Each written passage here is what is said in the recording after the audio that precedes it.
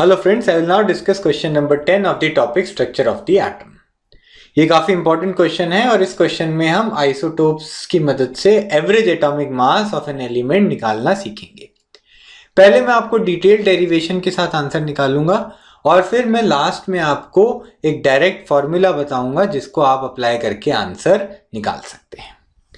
तो यहाँ पहले क्वेश्चन को देखते हैं। If a bromine atom is available in the form of two isotopes 79 Br and 81 Br। Isotopes जो होते हैं उसमें एटॉमिक नंबर सेम होता है but mass number is different.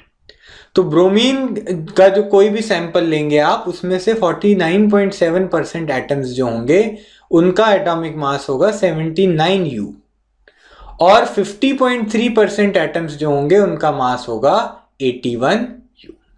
तो हमें average atomic mass of the bromine atom निकालना है। तो चूंकि आपको जो नंबर है वो परसेंटेज में से दिए हुए हैं, तो हम एक सैंपल अज्यूम कर लेते हैं ब्रोमीन का। Let us consider 100 atoms of bromine.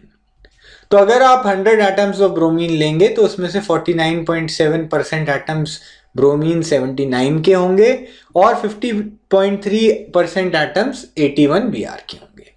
Mathematical analysis कर रहे हैं, ऑफ कोर्स फ्रैक्शन में एटम्स एग्जिस्ट नहीं कर सकते हैं। आप अगर 1000 एटम्स ले लेंगे तो 497 एटम्स ब्रोमीन 79 के होंगे और 503 एटम्स 81 ब्रोमीन के होंगे। परसेंटेजेस का कॉन्सेप्ट आपको आई होप क्लियर है।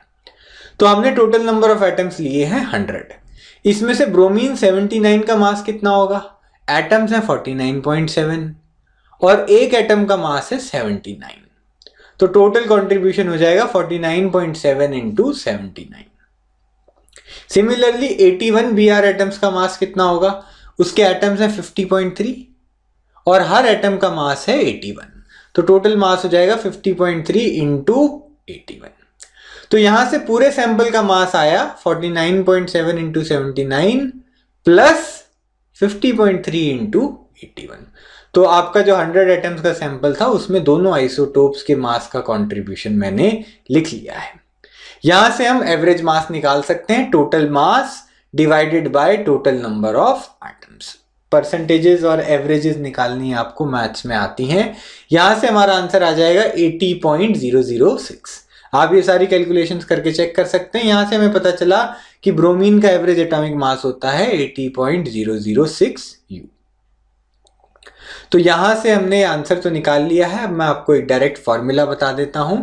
Average atomic mass is m1x1 plus m2x2 plus m3x3 and so on divided by 100। अगर आपको अलग अलग आइसोटोप्स की परसेंटेजेस दे रखी हैं, x1, x2 और so on, जितने भी आइसोटोप्स होंगे उतनी परसेंटेजेस दी होंगी, सच दैट टोटल परसेंटेज का नंबर जब ऐड करेंगे तो 100 आएगा। जैसे इस क्वेश्चन में 49.7 प्लस 50.3 को ऐड करेंगे तो it will come out as 100%।